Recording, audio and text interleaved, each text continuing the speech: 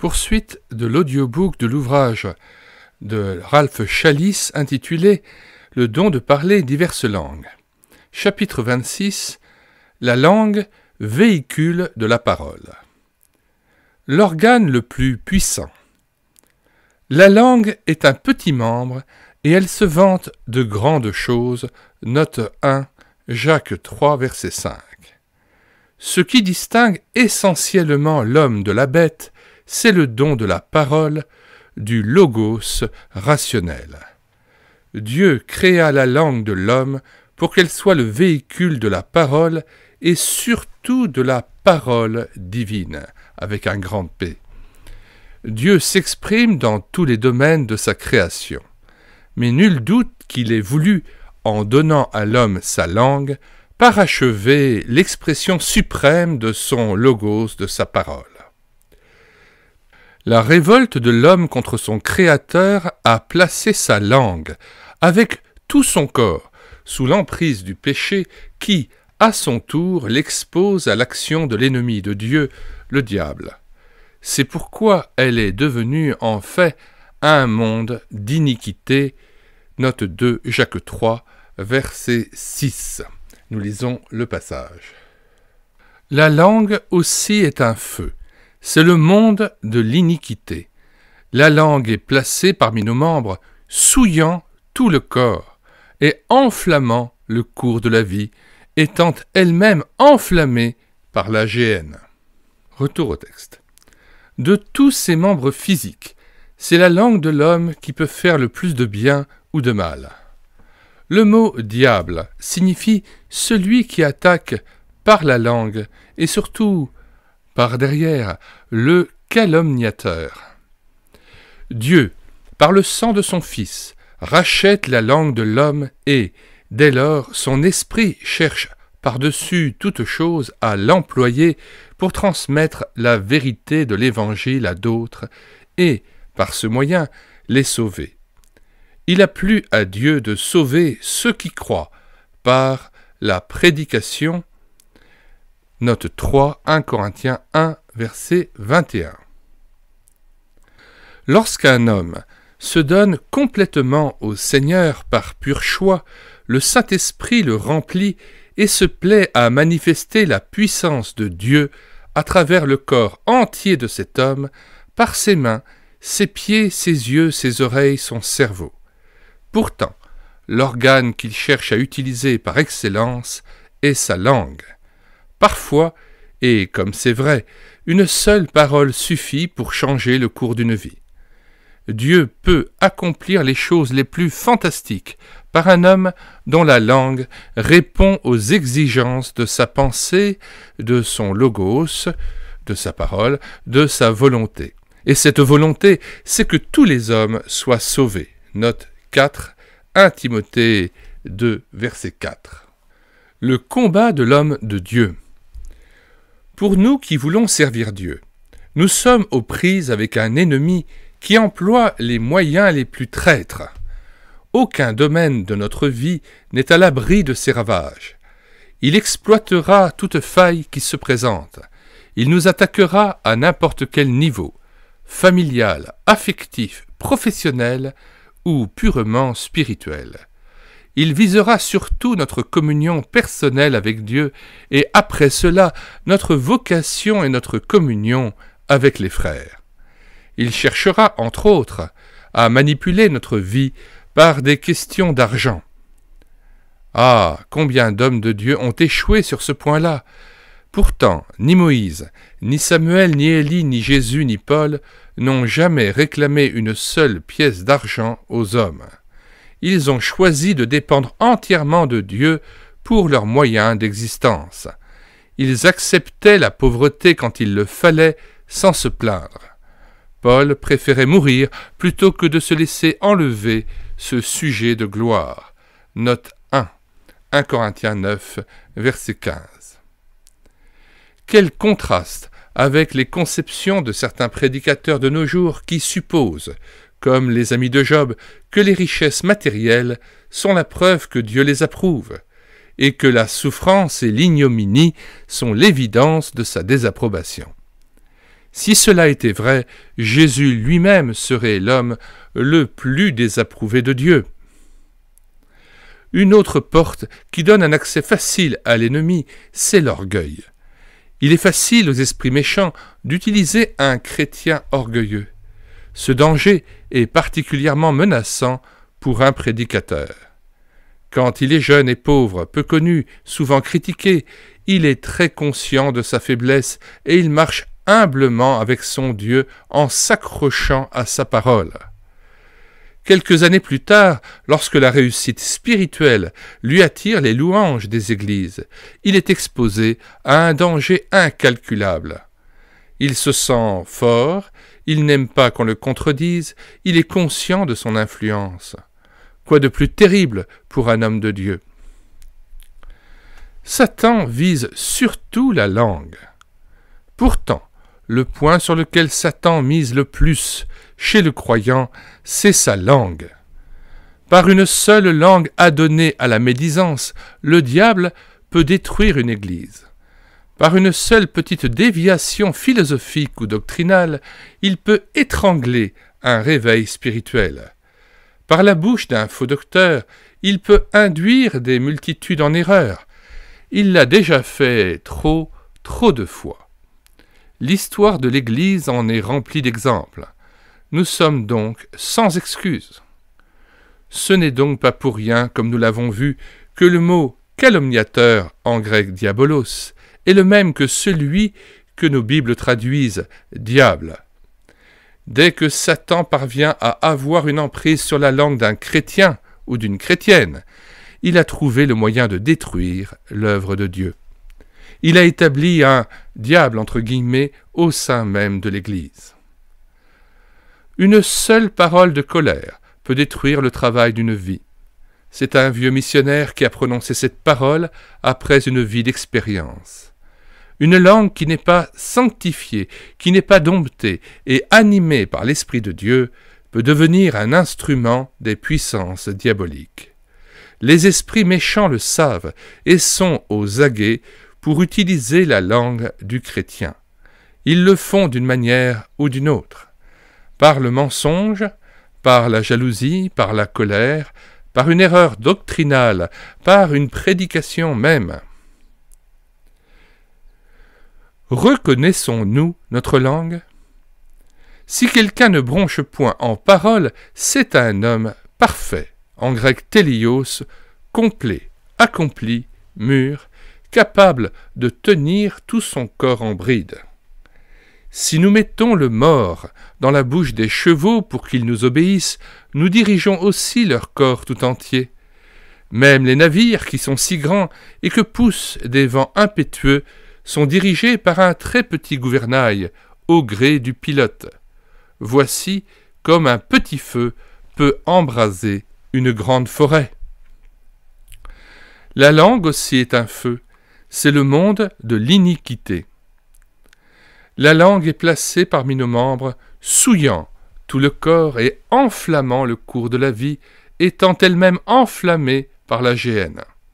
Toutes les espèces de bêtes et d'oiseaux, de reptiles et d'animaux marins sont domptées et ont été domptées par l'homme. Mais la langue, aucun homme ne peut la dompter. C'est un mal qu'on ne peut réprimer. Elle est pleine d'un venin mortel. Par elle nous bénissons le Seigneur notre Père, et par elle nous maudissons les hommes faits à l'image de Dieu. De la même bouche sortent la bénédiction et la malédiction. Note 1, Jacques 3, versets 2 à 10. La bataille pour la langue. Satan n'est pas aveugle au potentiel de la langue humaine. C'est ce qui l'intéresse le plus. C'est par la parole qu'il façonne les philosophies qui influent sur le cours de l'histoire. Par le pouvoir de la langue, il crée des empires et fige pendant des millénaires la pensée des grandes civilisations. Par la parole d'un Confucius, d'un Darwin, d'un Hitler ou d'un Marx, il entraîne des populations entières et change la carte du monde. Bouddha, Alexandre le Grand, Platon, Mahomet, Hegel, Freud ont chacun marqué leur génération par leurs paroles.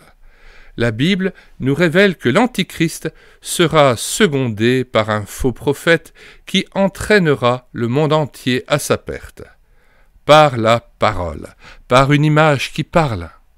S'agira-t-il d'un réseau mondial de télévision dirigé par le surhomme satanique? Je le pense. Aujourd'hui, la gigantesque bataille entre l'Esprit de Dieu et les puissances des ténèbres pour déterminer l'avenir de la race humaine atteint son point culminant. C'est par la langue, par la parole des apôtres de Jésus, que la vérité de l'Évangile fut implantée partout au début de notre ère. C'est toujours par la langue de ses disciples qu'elle est propagée encore de nos jours. Satan, de son côté, fait des efforts de plus en plus pressants pour dominer la pensée humaine. Son objectif ne change pas. Il veut parvenir à aveugler toute la race humaine en ce qui concerne le salut en Christ, et il le fait lui aussi par le moyen de la langue, par la parole. C'est pourquoi il lutte pour s'assurer un monopole de tous les moyens de propagande. Par la presse, par la scolarité, par la culture, par le commerce, par l'industrie, par la radio, mais surtout par la télévision, il endoctrine notre génération en lui faisant un lavage de cerveau insidieux et persistant. Par ces moyens, par la langue des hommes qui travaillent, même inconsciemment pour lui, il prépare ainsi ce que Paul appelle la parousie, note 1, 2 Thessaloniciens de 9, grec parousia, que second traduit apparition, qui signifie essentiellement présence. Retour au texte, avec reprise du début de la phrase. Par ces moyens, par la langue des hommes qui travaillent même inconsciemment pour lui, il prépare ainsi ce que Paul appelle la parousie de cet impie qui imposera sa dictature à toutes les nations. Déjà son nombre semble couvrir toutes les activités humaines. Nous savons qu'il sera lui-même détruit précisément par une intervention de la parole de Dieu manifestée du ciel, note 2, Apocalypse 19, versets 13, 14, 19. Il est question ici du Christ. Et il était revêtu d'un vêtement teint de sang. Son nom est la parole de Dieu. Les armées qui sont dans le ciel le suivaient sur des chevaux blancs revêtus d'un fin lin, blanc pur. Et au verset 19 et suivant, « Et je vis la bête et les rois de la terre et leurs armées rassemblées pour faire la guerre à celui qui était assis sur le cheval et à son armée. » Verset 20, « Et la bête fut prise et avec elle le faux prophète, qui avait fait devant elle les prodiges par lesquels il avait séduit ceux qui avaient pris la marque de la bête et adoré son image. Et ils furent tous les deux jetés vivants dans l'étang ardent de feu et de soufre. » Verset 21, « Et les autres furent tués par l'épée qui sortait de la bouche de celui qui était assis sur le cheval. Et tous les oiseaux se rassasièrent de leur chair. » Retour au texte. L'objectif des puissances des ténèbres. La vaste armée invisible de Satan semble à présent redoubler d'efforts. Dans beaucoup de pays, elle a pu interdire tout témoignage chrétien. Dans les pays dits « libres » entre guillemets, où elle n'a pas encore la force de faire cela, elle attaque plutôt de biais et par derrière. Elle s'infiltre dans l'Église en y semant l'erreur, la division et la confusion. Les anges de Satan savent très bien que leur arme, par excellence contre l'Église de Christ, est la langue, non seulement celle de leurs propres militants, mais encore plus celle des croyants eux-mêmes, car elles peuvent ainsi les mettre les uns contre les autres et réduire l'Église à l'impuissance. Les forces démoniaques sont prêtes à pénétrer dans n'importe quelle faille de l'armure du croyant. Elles cherchent à dominer sa vie sexuelle, ses appétits, son intellect, son travail et même ses activités chrétiennes. Mais il va sans dire que leur cible la plus convoitée est sa langue. Une folie suprême. Mais alors, quand un homme pieux offre, consciemment ou non, et encore pis si c'est délibéré, un organe aussi important que sa langue, à un esprit qu'il croit être celui de Dieu, sans éprouver cet esprit selon la parole de Dieu, n'est-il pas presque inévitable que les puissances des ténèbres saisissent une occasion aussi extraordinaire? Cela est tragiquement possible et même beaucoup plus courant qu'on ne le pense. S'il y a une chose que les démons cherchent à posséder et à manipuler, c'est bien la langue d'un homme ou d'une femme, et d'autant plus si cette personne exerce une influence particulière sur autrui. Satan n'est évidemment pas assez fou pour s'imposer à un chrétien sous une forme de dragon. Au contraire, il fera semblant, comme le dit Paul, d'être un ange de lumière, un apôtre de Christ. Note 1, 2 Corinthiens 11, 14 et 15 que nous lisons. À partir du verset 13. Ces hommes-là sont de faux apôtres, des ouvriers trompeurs déguisés en apôtres de Christ. Et cela n'est pas étonnant, puisque Satan lui-même se déguise en ange de lumière. Il n'est donc pas étrange que ses ministres aussi se déguisent en ministres de justice. Leur fin sera selon leur œuvre. Cela ne lui est pas difficile, puisqu'il a connu, comme nous l'avons déjà remarqué, l'intimité de la présence de Dieu avant sa chute, note 2, Ézéchiel 28, versets 13 à 14. Il sait très bien simuler l'action de l'Esprit de Dieu. Il désire toujours se faire passer aux yeux des hommes pour Dieu lui-même. Il veut être semblable au Très-Haut. Note 3, Ésaïe 14, verset 14. Est-ce donc étonnant s'il se présente en disant « Je suis l'Esprit de Dieu ». Quoi de plus utile pour servir ses fins?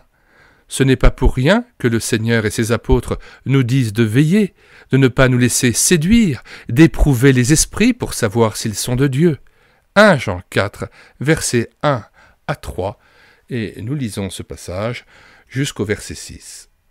Bien-aimés, n'ajoutez pas foi à tout esprit, mais éprouvez les esprits pour savoir s'ils sont de Dieu, car plusieurs faux prophètes sont venus dans le monde. Reconnaissez à ceci l'Esprit de Dieu. Tout esprit qui confesse Jésus-Christ venu en chair est de Dieu. Et tout esprit qui ne confesse pas Jésus n'est pas de Dieu, c'est celui de l'Antéchrist, dont vous avez appris la venue, et qui maintenant est déjà dans le monde. Vous, petits enfants, vous êtes de Dieu, et vous les avez vaincus, parce que celui qui est en vous est plus grand que celui qui est dans le monde. Eux, ils sont du monde, c'est pourquoi ils parlent d'après le monde, et le monde les écoute. Nous sommes de Dieu, celui qui connaît Dieu nous écoute, celui qui n'est pas de Dieu ne nous écoute pas. C'est par là que nous connaissons l'esprit de la vérité et l'esprit de l'erreur. Retour au texte. Je conçois difficilement qu'un vrai enfant de Dieu puisse être possédé d'un démon. Je ne vois pas comment le Saint-Esprit accepterait de cohabiter avec un esprit impur. Entre parenthèses, nous avons numérisé et mis à votre disposition sur médiathèquechrétienne.fr l'ouvrage de Dickason, Fred Dickason, Demon Possession and the Christian, A New Perspective. Nous l'avons mis en téléchargement gratuit en anglais comme en français, La possession démoniaque et le chrétien, une nouvelle perspective. Et puis je signale que nous avons mis dans les commentaires de cette vidéo l'ouvrage de George Birch intitulé Le ministère de délivrance, où George Birch a déjà été amené à chasser de nombreux esprits mauvais de chrétiens qui avaient été séduits par des esprits de langue. Et jamais il ne s'est trouvé un seul esprit mauvais, un seul démon, mais quand il chassait les esprits de langue, c'était plusieurs esprits généralement qui étaient débusqués et qui étaient chassés. Ralph Chalice avait comme ami M. Birch, mais au moment où il écrit Le don de parler diverses langues, Ralph Chalice va bientôt décéder suite à un cancer, et il ne connaîtra jamais l'ouvrage que George Birch écrira à la fin de ses jours, intitulé The Deliverance Ministry ou le ministère de délivrance, et notamment le chapitre 8 sur le test à la mise à l'épreuve du parler en langue, de l'esprit de langue. Nous mettons bien sûr dans les commentaires de cette vidéo le lien de téléchargement gratuit de cet ouvrage de Georges Birch, le ministère de délivrance. Je l'ai pris en charge en audiobook intégralement sur cette chaîne YouTube Elle écoutait sa parole. Je vous mets aussi le lien vers la playlist de l'audiobook de cet ouvrage. Je ferme ici la parenthèse. Retour au texte. Pourtant, il est indéniable que des enfants de Dieu peuvent être influencés par une action démoniaque, et il arrive même qu'ils soient liés et terriblement affligés par son emprise. Voir aussi appendice G de cet ouvrage, intitulé « Y a-t-il un rapport entre le baptême de l'esprit et le don des langues ?» Alors nous avons déjà pris en charge en audiobook cet appendice G, comme tous les appendices d'ailleurs, de la fin de l'ouvrage de Ralph Challis intitulé « Le don de parler diverses langues ». Tous ces appendices sont situés actuellement dans la playlist « Pentecôtisme » ou « Christianisme » et dans l'autre playlist « Charismatisme » ou « Christianisme ». Nous les rajouterons aussi à la playlist de cet ouvrage « Le don de parler diverses langues » lorsque nous aurons terminé le chapitre 28. Je rappelle aussi que vous pouvez déjà lire l'appendice G, situé page 383 de cet ouvrage, en téléchargeant l'ouvrage de Ralph Challis, Le don de parler diverses langues, et en cliquant sur le lien situé dans la description de cette vidéo.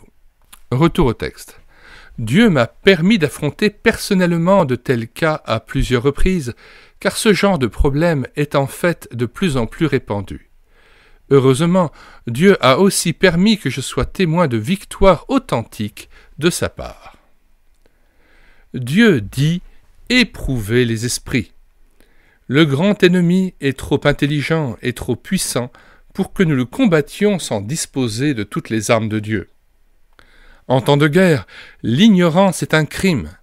Nous sommes, depuis notre prise de position pour Christ dans ce monde, en guerre contre les dominations, les autorités, les princes de ce monde de ténèbres et les esprits méchants dans les lieux célestes.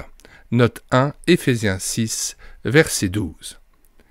Il est étonnant que ce soit là précisément, dans les lieux célestes, que nous rencontrions les plus grandes astuces, leur opposition la plus subtile et la plus dangereuse. C'est dans le domaine de la prière, dans le monde invisible, au niveau purement spirituel, que se déroule la bataille critique, et c'est là que nous devons apprendre à vaincre Satan sur son propre terrain. Josué a dû vaincre dans la terre promise même 7 nations plus puissantes que lui. De même, aujourd'hui, ceux qui traversent le Jourdain, entre guillemets, rencontrent le vrai ennemi et sont appelés à le battre sur son propre terrain qu'ils doivent lui arracher en saisissant les promesses de Christ. Le chrétien qui ne passe pas à l'offensive ne connaît pas grand-chose des réalités de la vie spirituelle. Or, de tous nos membres, de toutes les facultés que nous risquons d'exposer à la malignité de l'adversaire dans ce conflit, c'est notre langue qui présente pour lui le plus d'attrait et qui le préoccupe le plus sérieusement. C'est pourquoi Dieu dit « N'ajoutez pas foi à tout esprit, mais éprouvez les esprits pour savoir s'ils sont de Dieu. » Note 2, 1 Jean 4, verset 1 jusqu'au verset 6. Nous venons de le lire et nous le relirons à la fin de cette vidéo. C'est à nos risques et périls que nous désobéissons à cet ordre divin. 2 actions totalement opposées. L'Esprit de Dieu ne sauve personne de force. Il n'oblige aucun croyant non plus à faire sa volonté. Il n'agira jamais de manière à effacer sa personnalité. Il respectera sa volonté, il tiendra compte de sa raison, il ne saisira pas un organe de son corps sans que l'homme en soit pleinement conscient et qu'il y consente. Il le considère libre et responsable de ses actions parce qu'il est fait à l'image de Dieu. Les démons agissent de façon tout à fait différente. ils cherchent un corps humain qu'ils puissent habiter ou au moins utiliser à des fins ultérieures. Matthieu 12, versets 43 à 45 que nous lisons. Lorsque l'esprit impur est sorti d'un homme, il va par des lieux arides, cherchant du repos, et il n'en trouve point. Alors il dit, je retournerai dans ma maison d'où je suis sorti, et quand il arrive, il la trouve vide, balayée et ornée. Il s'en va et il prend avec lui 7 autres esprits plus méchants que lui. Ils entrent dans la maison, s'y établissent, et la dernière condition de cet homme est pire que la première. Il en sera de même pour cette génération méchante. Retour au texte. Quand ils trouvent un accès chez un homme, ils gardent leurs droits sur son âme et sur son corps, qu'ils le veuillent ou non. Non seulement ils utilisent cet être humain, mais ils l'usent. Ils épuisent ses forces psychiques et physiques. Ils se servent des facultés et des organes de leur victime, avec parfois des résultats surprenants. Elle peut devenir un robot animé par un autre esprit que le sien. Or, les Écritures disent que les esprits des vrais prophètes sont soumis aux prophètes eux-mêmes. Note 1 Corinthiens 14, verset 32. Je répète la phrase. Or, les Écritures disent que les esprits des vrais prophètes sont soumis aux prophètes eux-mêmes, et non à un esprit étranger. Elles affirment que le fruit de l'esprit est la maîtrise de soi. Note 2. Galates 5, 22. Quand un enfant de Dieu se soumet volontairement à l'Esprit de Dieu, et c'est là l'état normal du croyant. Normal, mais hélas, trop rare.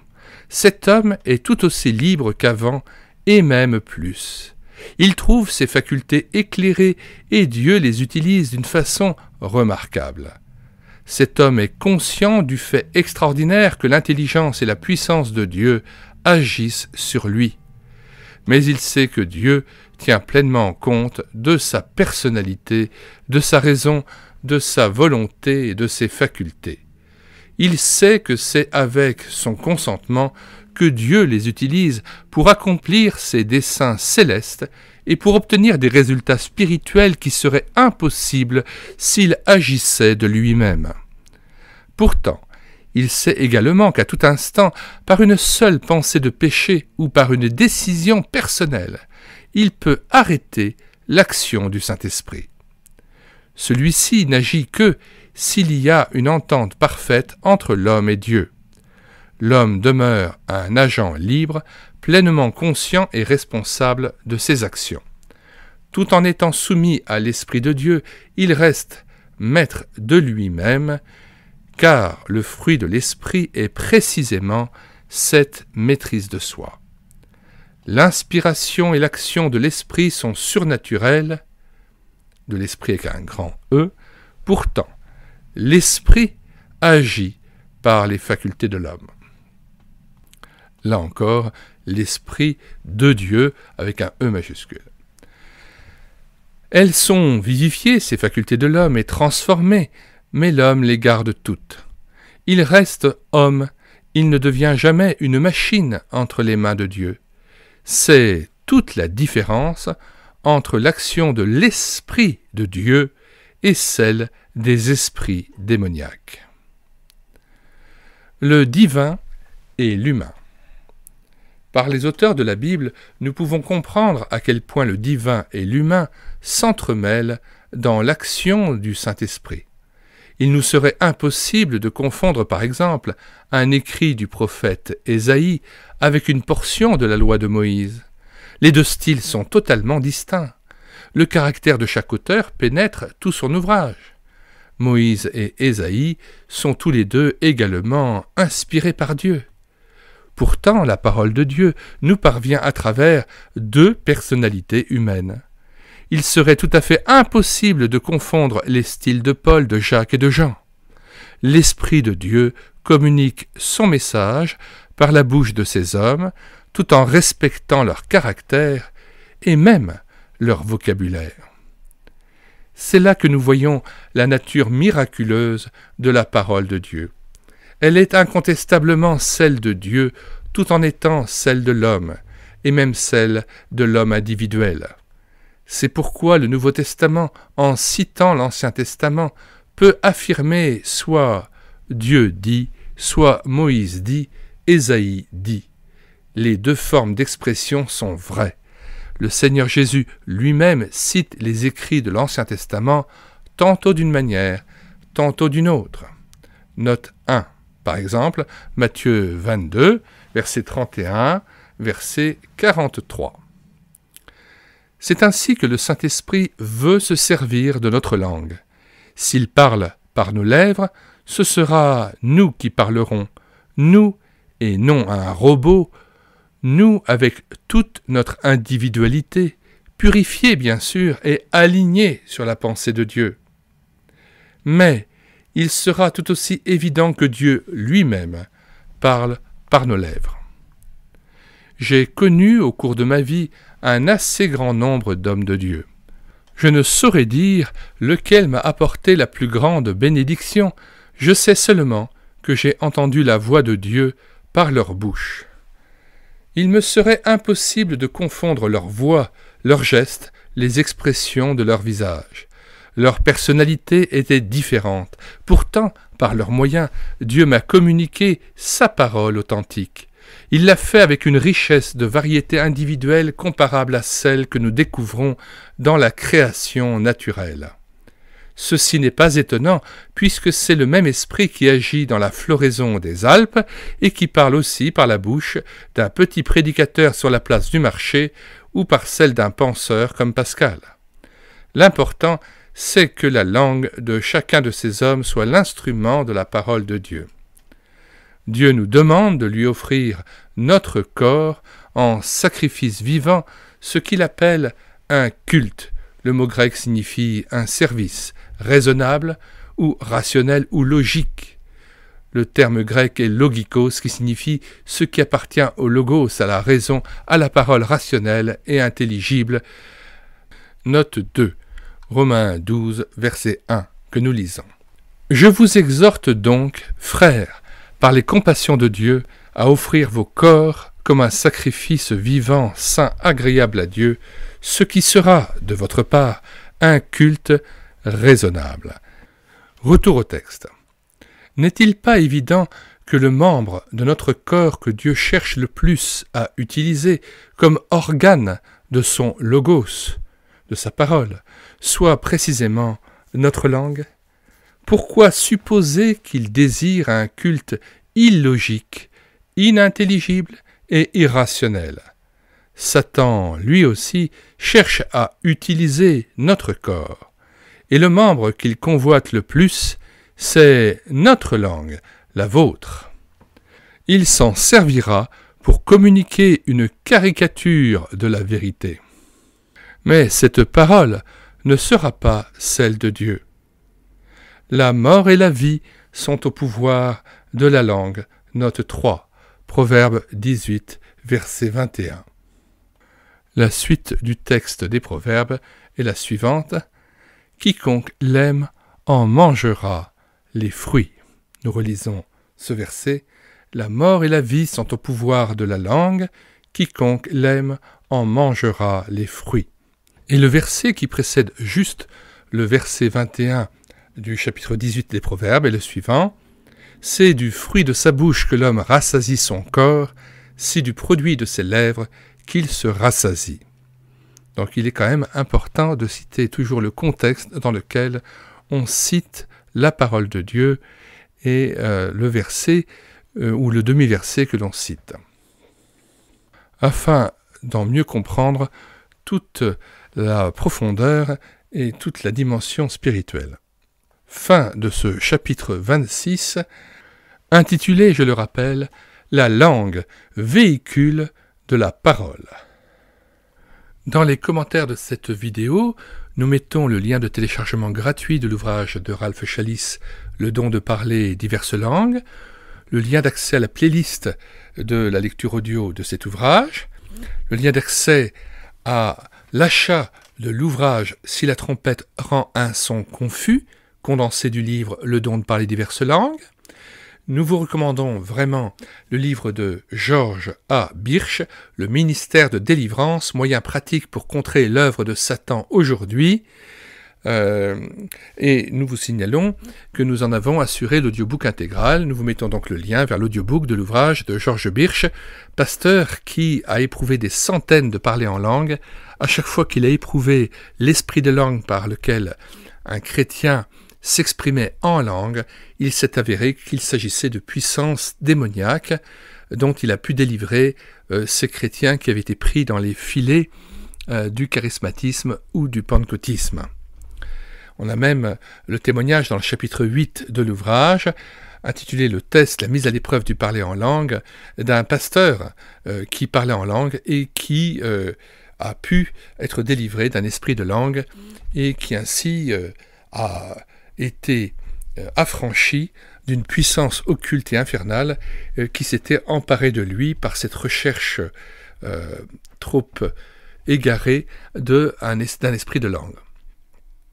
Et puis bien sûr, nous vous mettons le lien vers l'appendice B de cet ouvrage de Ralph Chalice, Le don de parler diverses langues, intitulé « Quelques cas authentiques de langue démoniaque discernés par George Birch, ancien missionnaire testé, éprouvé les esprits de langue ».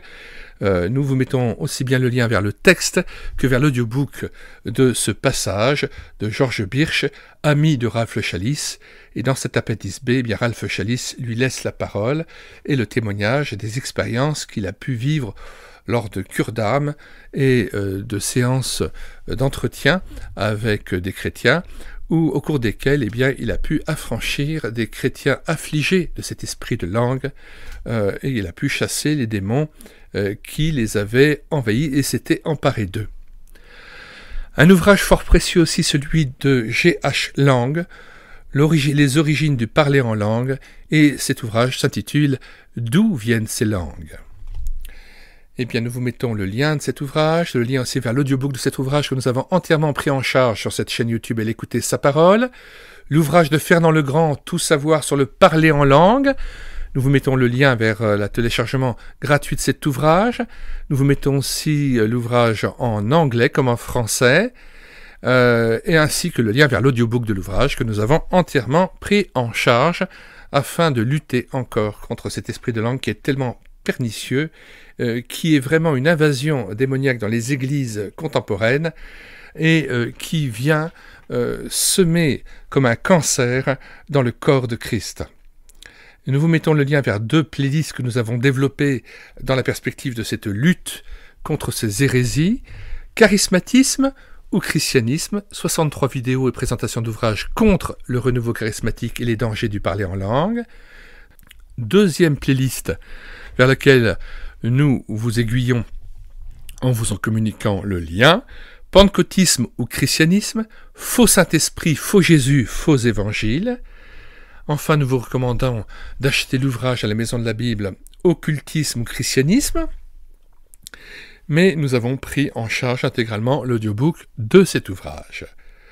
Et enfin, nous avons sauvé de l'oubli l'ouvrage de H.E. Alexander ou Hugues-Édouard Alexander, « Pentecôtisme ou christianisme ». Il n'est pas à vendre à la Maison de la Bible, nous l'avons numérisé, nous l'avons mis à votre disposition sur le site internet médiathèquechrétienne.fr. Nous vous en donnons le lien, ainsi que le lien de l'audiobook de cet ouvrage que nous avons pris en charge aussi. L'ouvrage aussi de Kurt Korsch, Le conflit des langues. Nous allons lire maintenant donc toute une série de textes vous mettant en garde sur les faux prophètes et les esprits séducteurs qui se présentent sous une apparence apparemment avantageuse. Et nous commençons bien sûr par le passage de 1 Jean 4, versets 1 à 6, l'ordre donné par Dieu, par la bouche de l'apôtre Jean, de tester tout esprit et de ne pas y faire confiance. Tout esprit qui confesse Jésus-Christ venu en chair est de Dieu, tout esprit qui ne confesse pas Jésus-Christ venu en chair n'est pas de Dieu, c'est celui de l'Antéchrist. Et donc je vous ai dit qu'à chaque fois qu'un serviteur de Dieu a testé l'esprit de langue pendant que quelqu'un se mettait à parler en langue, à chaque fois l'esprit a refusé de confesser Jésus-Christ venu en chair. Il faut que la personne se mette à parler en langue, qu'elle soit d'accord d'être testée, et qu'à ce moment-là, le pasteur ou le chrétien interroge l'esprit par lequel la personne parle en langue et lui pose la question « Esprit de parler en langue, confesses-tu Jésus-Christ venu en chair ?» Nous lisons donc ces différents passages qui avertissent dans la Bible des esprits d'égarement et de l'extrême danger de ne plus confesser l'Évangile tel que Paul le prêchait dans 1 Corinthiens 15, versets 1 à 6. « Sinon, disait l'apôtre Paul, eh bien vous auriez cru en vain. » Donc, certains chrétiens ont beau pavoiser en disant « je suis sauvé par la foi, je suis sauvé par la foi, je suis sauvé par la foi », si leur foi repose sur des éléments fautifs, sur des hérésies, eh bien, ce sont des hérésies de perdition qui les entraînent à la perdition, et toute foi qu'ils ont, eh bien, c'est une foi qui les conduit à la perdition, parce que ce n'est pas le vrai évangile qu'ils confessent, et non seulement ils se perdent eux-mêmes, mais ils perdent ceux à qui ils prêchent un faux Jésus, un faux Saint-Esprit et un faux évangile. C'est extrêmement grave. D'autant plus, je le répète, qu'il s'agit d'un esprit antéchrist qui déjà est dans le monde, qui déjà agit très activement dans les églises, et beaucoup de ces esprits se répandent dans les églises qui ne se disent pas ni pentecôtistes ni charismatiques, et j'ai entendu même un pasteur de Paris qui venait du pentecôtisme, qui avait condamné certains excès du pentecôtisme, et qui avait créé une autre église, mais une église qui ne se disait ni charismatique ni pentecôtiste. Il interdisait le parler en langue dans l'église, mais dans l'entretien individuel, il encourageait chacun des chrétiens à parler en langue dans le privé. Alors je rappelle que le parler en langue dans le privé, c'est encore pire, parce que ça vient en désobéissance totale à ce qui est dit dans la parole de Dieu. S'il y a parler en langue, c'est forcément dans le contrôle de l'Église, et il faut qu'il y ait des interprètes et une traduction. Et il ne s'agit pas d'un parler en langue incompréhensible, d'un charabia obscur, il s'agit tout simplement d'une langue étrangère qui pourrait permettre aux non-croyants de se convertir, si jamais ils pouvaient à ce moment-là entendre la parole de Dieu. Et la plupart de ceux qui parlent en langue dans le secret ne savent même pas qu'ils sont à ce moment-là animés par un esprit d'en bas. Et je connais un pasteur, c'est pour ça que j'ai dû quitter cette église baptiste, je connais un pasteur qui pendant 40 ans a parlé en langue, et il continue à parler en langue dans le privé, mais il ne sait même pas ce qu'il dit.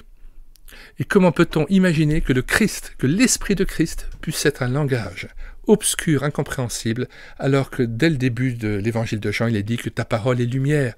Logos, ça désigne avant tout un discours structuré. Le parler en langue est vraiment un discours décousu, sans sens, et qui s'oppose complètement à la parole de Dieu. Et quand on voit vraiment ce que les gens disent en fait dans le parler en langue, y compris dans le privé, ce sont des paroles de blasphème, d'opposition à Dieu, d'insulte à Dieu. Et donc il y a des pasteurs qui à la fois parlent en langue dans le privé et s'imaginent louer Dieu, et s'abusent eux-mêmes. Le dimanche, ils louent Dieu, et dans la sphère privée, ils se mettent à l'insulter. Alors je vous conseille vraiment d'écouter la vidéo sur YouTube de Madame Reboul, Les dangers et dérives du renouveau charismatique catholique, véritable infiltration dans l'Église romaine. Michel Reboul est donc historienne des religions, et notamment du catholicisme. Et c'est une conférence qui dure 1h30. Au bout d'une heure, elle donne ce témoignage étonnant. En plein cours d'une messe, il y a des gens qui se mettent à parler en langue.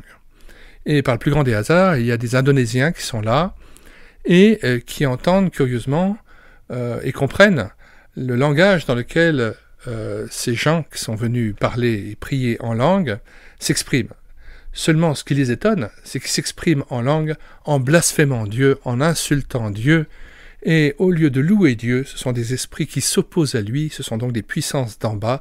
C'est donc une invasion démoniaque qui a déferlé dans l'Église, aussi bien catholique que protestante ou évangélique, et donc c'est pour ça que je mets toute ma force dans la dénonciation de ces esprits de langue qui sont véritablement des esprits qui séduisent, qui font aussi, hélas, des miracles, ce sont des faux prodiges, Et donc c'est très important que l'Église veille et qu'il y ait des veillants qui puissent avertir les frères et sœurs en Christ de l'extrême danger de l'invasion démoniaque de ces esprits de langue.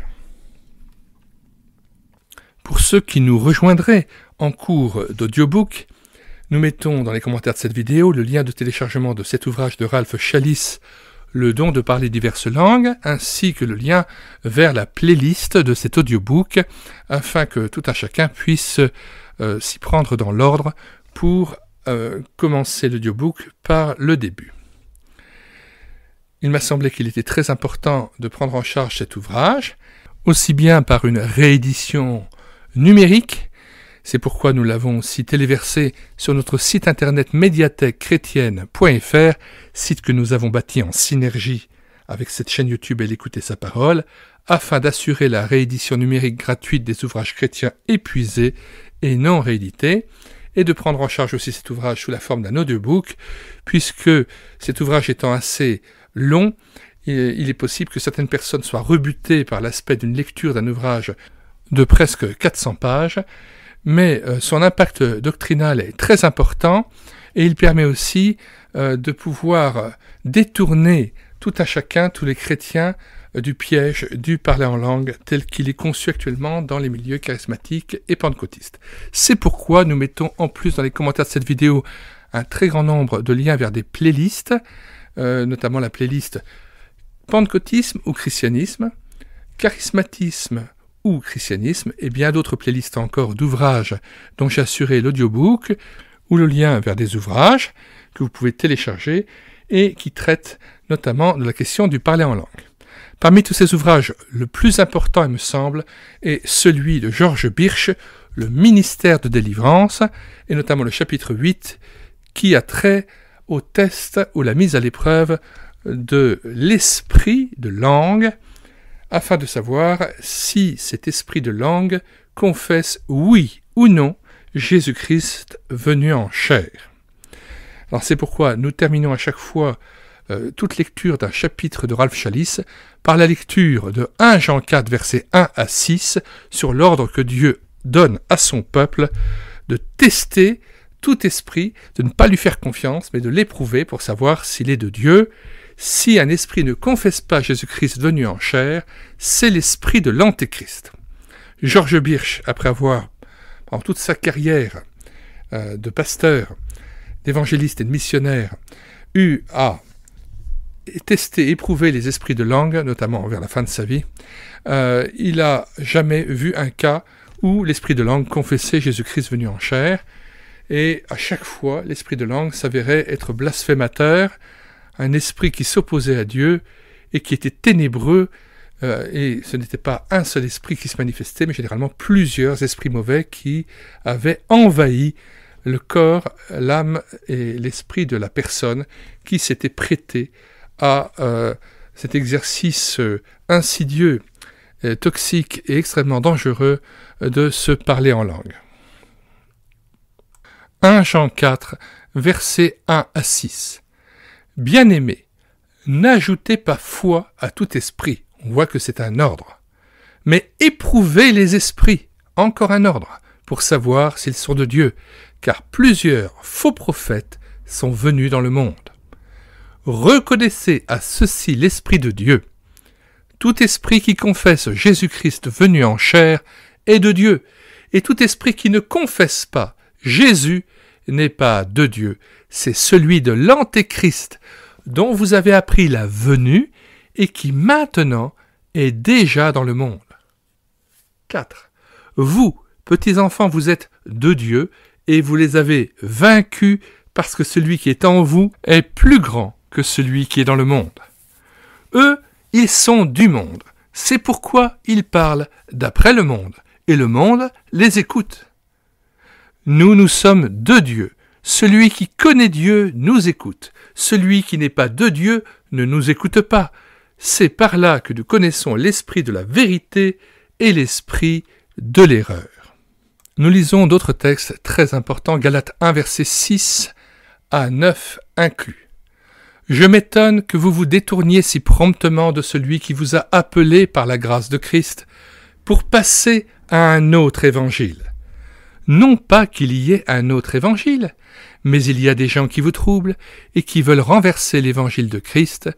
Mais quand nous-mêmes, quand un ange du ciel annoncerait un autre évangile que celui que nous vous avons prêché, qu'il soit anathème.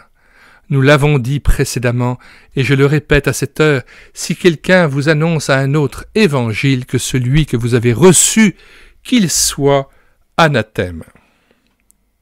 1 Corinthiens 15, versets 1 à 6. Je vous rappelle, frères, l'évangile que je vous ai annoncé, que vous avez reçu, dans lequel vous avez persévéré, et par lequel vous êtes sauvés, si vous le retenez tel que je vous l'ai annoncé, autrement vous auriez cru en vain. Je vous ai enseigné avant tout, comme je l'avais aussi reçu, que Christ est mort pour nos péchés, selon les Écritures, qu'il a été enseveli et qu'il est ressuscité le 3e jour, selon les Écritures, et qu'il est apparu à Céphas, puis aux 12.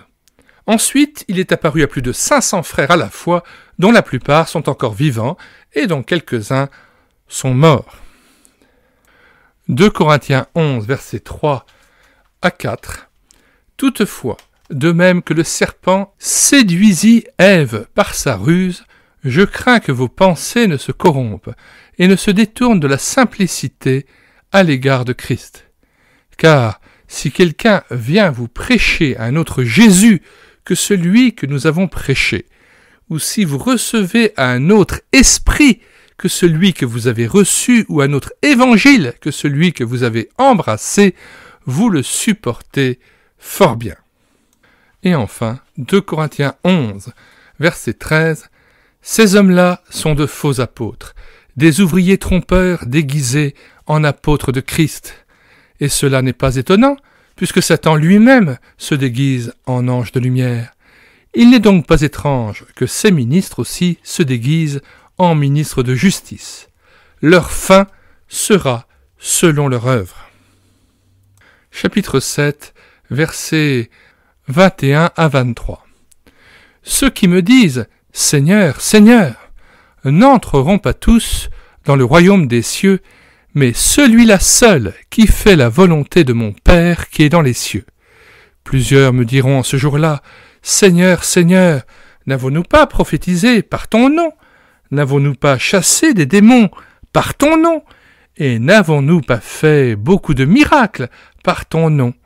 Alors je leur dirai ouvertement, « Je ne vous ai jamais connu, retirez-vous de moi, vous qui commettez l'iniquité. » Grande est la responsabilité des faux prophètes qui auront égaré par millions des jeunes chrétiens à peine sortis de leur péché et du monde pour les amener à un faux esprit, à un faux Jésus, à un faux évangile de la prospérité, à un évangile charismatique ou pentecôtiste, en leur faisant recevoir non pas l'Esprit Saint, mais un esprit antichrist, un esprit qui s'oppose à Dieu, qui blasphème Dieu, et qui les conduisent à mener un culte en secret chez eux, avec à parler en langue qu'ils ne connaissent même pas, qui est ténébreux, qui n'est pas intelligible, et qui est tout à fait le contraire, à l'opposé de la lumière de la parole de Dieu, qui elle est intelligible, compréhensible, claire. Et on a ainsi le spectacle désolant et ô combien affligeant d'une Église de Jésus-Christ, qui n'est plus animée par la foi et l'Évangile tel que Paul l'annonçait dans 1 Corinthiens, verset 15. La tendance actuelle est à l'union entre les fédérations comme la FEF et les pentecôtistes et charismatiques au sein d'une immense structure pour se sentir plus fort, qui est le CNEF, mais finalement on perd tout à vouloir faire une sorte d'unité aux dépens de la vérité, et il vaut mieux rassembler avec Christ, quitte à ne pas être forcément avec le groupe, mais au moins faire partie de ceux dont Christ disait « Mais quand le Fils de l'homme viendra, trouvera-t-il la foi sur la terre ?» Eh bien, prions Dieu pour que le Seigneur nous garde dans cette foi simple qui plaît au Seigneur Jésus, cet attachement inspiré par la simplicité de l'évangile de Jésus-Christ, que Jésus-Christ et son Esprit Saint nous gardent afin qu'on ne s'éloigne pas de sa parole, qu'on ne rajoute pas à sa parole et qu'on n'en retranche rien.